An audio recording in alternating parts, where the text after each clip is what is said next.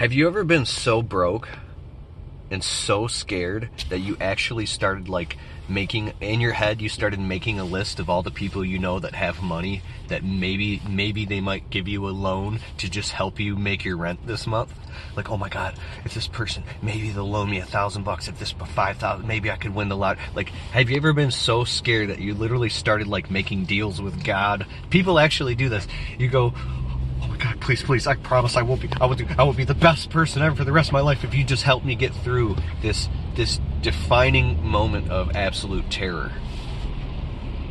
In this video, I want to tell you the real story of how I got a window cleaning business off the ground in the middle of the winter, flat broke with an eviction notice on my door, debt collectors calling me, I could barely keep my cell phone on. We had 6 days to vacate our apartment, 6 days to move out, and it was terrifying. And I was just barely keeping a driver's license. I had fees up so my wife was sleeping, and it was like 2 o'clock in the morning, or it was like midnight or something, and I snuck out of the bedroom in our little tiny apartment. We had 6 days to get out, eviction, and I sat on the toilet and I like closed the door and I started texting on my phone, thinking of friends who have money, and I reached out to my buddy Eric Reno. I know you've seen him in my videos. He was already doing very well, and I knew that he had money, and I'm so embarrassed to admit this. I actually sent him a text message saying, dude, I will literally give you collateral. I give you my watches, my whatever. I think I had some studio equipment. Please loan me $1,000 just to get through this month. I promise I'll give it back to you in 60 days or when the spring breaks. I'm so scared right now. Please, dude, I promise you I'm good for it, please. And I was hovering over the send button on the text message, and I was like, I can't do this. And I was so scared, and I felt like I was at the end of my rope. I had no other options. I had over 40 job applications in all over the place. I had well-worded resumes. Nobody was hiring. I had gotten a CDL for driving trucks. I couldn't find a truck driving job, and we're broke, dude. I was terrified. I pressed the send button, and I sent him the text message.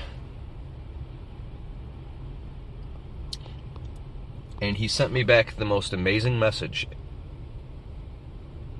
that it was the defining moment.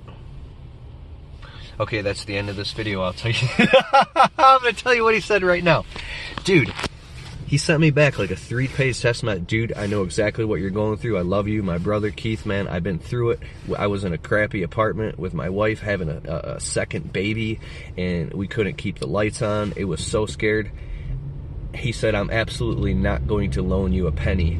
You need to toughen up, Keith. You need to get out there and hustle. Nobody is going to do it for you. You've got to pull your shit together and reach inside of you. Whatever he said to me, I don't remember the exact words, but it was basically like, reach inside of you and pull out that hustle. Reach inside of you and pull out that hustle, because nobody is going to do for it. You've got to get out there and face your fears and hustle. And in that moment, as soon as I read that text message, like, it was a type of brotherly love that I needed that moment. It was the knife that cut, and it hurt, but it cut to the truth. It was the truth. And I had no idea in that moment how I was going to make it happen, but I was like, you know what? Now I'm dead. I'm already dead. I'm going to walk into my death. I'm going to march into the battle of my death, and I'm going out swinging now. That's when you face the bully. It's when you face the Goliath. It's when you face that entity, that demon outside that's trying to get in and eat your family, right? If you saw someone outside of your house with gasoline and a match trying to put gas and burn your house down, would you just sit in the house and let it happen? No, you would literally get a baseball bat and, well, I don't want to say shit like that. If I saw someone, oh, just you call the cops. No, you got to go out and do something about that, right? You have to do it. You have to take action. If somebody came into your front room and they took your trash can and dumped trash all over your floor, right? You would escort that person out of your house. So that's what's happening in this world. It's like you're born alone, you die alone, naked and afraid, and there's no ship coming to save you. And when you realize that, and you're in the middle of the ocean, and you're screwed. That's when it happened. When a lion hunts a gazelle, there's a shift that happens in the brain. It's like I learned this from Chris Brady. He's a speaker. He's amazing. He said there's a blue bag in your brain. It's got this liquid, right? It's like a metaphor. And when that thing breaks open and the blue liquid goes in your brain, you change, and you can never be the same ever again. And once that switch is thrown, you become. He says when a lion hunts a gazelle, it will actually pick out one gazelle, and when it goes after it, it's like a heat-seeking cruise missile. And it will ignore any other gazelles that are just sitting around grazing, because it's going for that one target, that one goal. When you hone in on what you want, you will literally walk through fire to get it. You will do anything. Oh, there you are. I was looking up here. So people are like, it drives me nuts when you videotape when you're on the road. I'm right here, dude. I'm sitting in the lane, bro. It's just driving you nuts because you can't see the road. Okay, going to the office here. Gotta go to the office and check the mail, dog. So this is what I did. I was looking at a small business opportunity magazine, trying to find, and searching on Google, business startups under $1,000. I'm like, I don't have $1,000. Business startups under $500. I don't have $500. Small businesses that you can start under $100. You know what one of them was? Window cleaning. So my wife comes home from work. It's snowing outside. It's freezing. I'm sitting on the couch all depressed. I'm looking at a small business opportunity magazine, and I found some dude named Don Marsh, window cleaning. I go, oh my God. I can't find a job. I'm literally going to get a scrubber and a squeegee, and I'm going to go clean windows in the winter.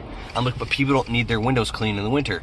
And then I had no choice. I'm like, I'm going to make their windows clean. And I went around and I noticed that there was all this salt all over the windows, everywhere, and the windows had needed to be cleaned more than in the summer. And basically I went out and I was getting all this rejection for 2-3 days in a row. Nobody wanted their windows clean. And I realized it was because I didn't want it bad enough. I didn't understand how to communicate. But when I broke the seal and was able to sell a couple jobs, it triggered to me that these small business owners in these strip malls and plazas, they're busy. They don't even care if their windows need to be cleaned because they've got so much going on. You have to break their pattern and do a pattern interrupt. You have to do something to shock them and get their attention. And because $12, $15, $20 to $25 is nothing to somebody who's operating a successful business, it's nothing to them, right? So you got to go in there with a level of enthusiasm, and it's called positive expectancy. An attitude of positive expectancy means that you won't take no for an answer. You're positive and you have an expectation, dude. Dude, I'm here right now. I'm the local window cleaner. I'm going to clean your windows and make them shiny, and I'm only going to do it for $15. No, I'm doing it right now. And they'll be like, he who has the most certainty wins. If you can generate more certainty than even a person who's doing $1 million a year in that moment, they might collapse in a good way. Let me pull over here. They're going to be like, what did you say, $15? Just do it. Make sure you do a good job. So, you clean their windows, you dry them down, you wipe down the frames, you give them a receipt, you collect your $15, and then you say, I'll see you in 2 weeks. In 2 weeks? Yeah, man, I clean a lot of windows in this area. I'll be back in 2 weeks, and I'll see if they don't need to be done, that's fine. But later, I'll see you in 2 weeks.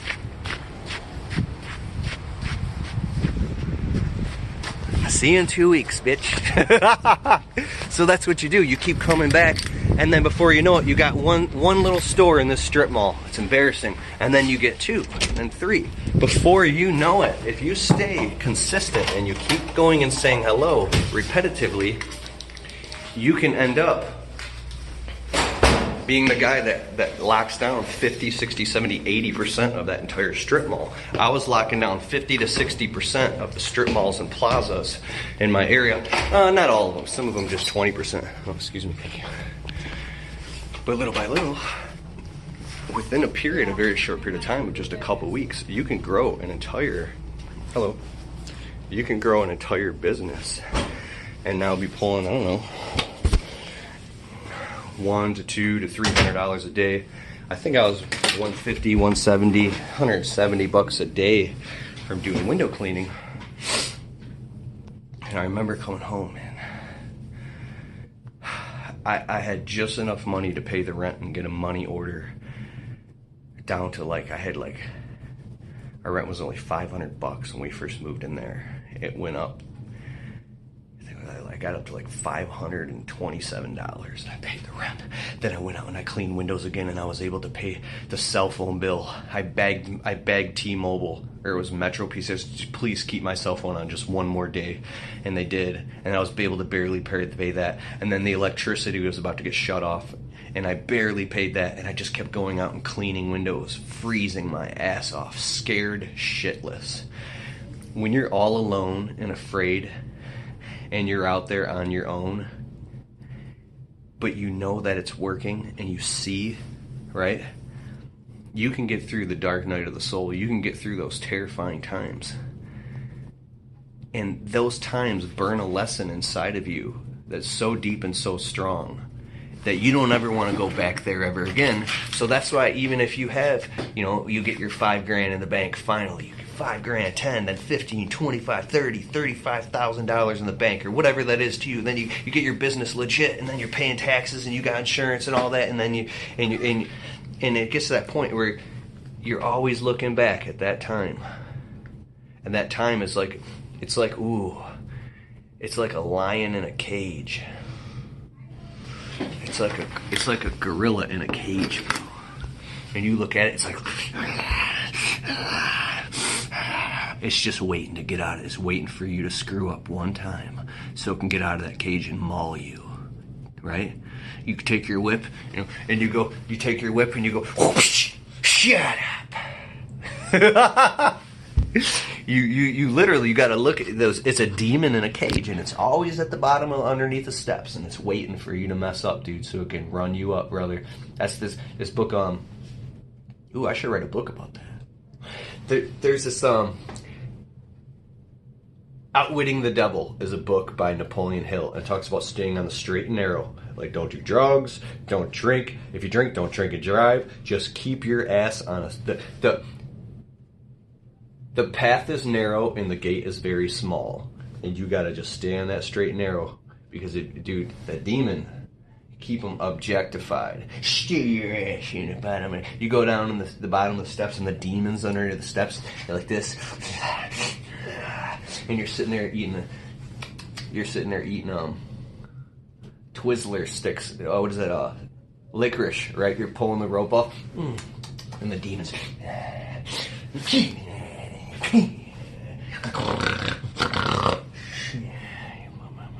Like he's a bad little demon. I'm twisted, man. But that when you see things like that, you got to keep that fucker locked away. Because you wish you'd be shit. Alright, that's the end of this video. Now, check out my podcast on SoundCloud.com. I'll put a description in the link in the description. What's up? I'm Keith Kalfas. You want to get on my email list? I've got a free video series on the landscapingemployeetrap.com. I'll put a link below. Also for the window cleaning as well. My channel is the Window Cleaning Blueprint, the Landscaping Employee Trap. And if you're into the deep psychological stuff that I'm talking about, my other channel is called I Am Ability. And I got lots of vlogs and video footage, but just not enough time to edit it right now. I love you. Take care of yourself, and I wish you the best. I really do. Peace.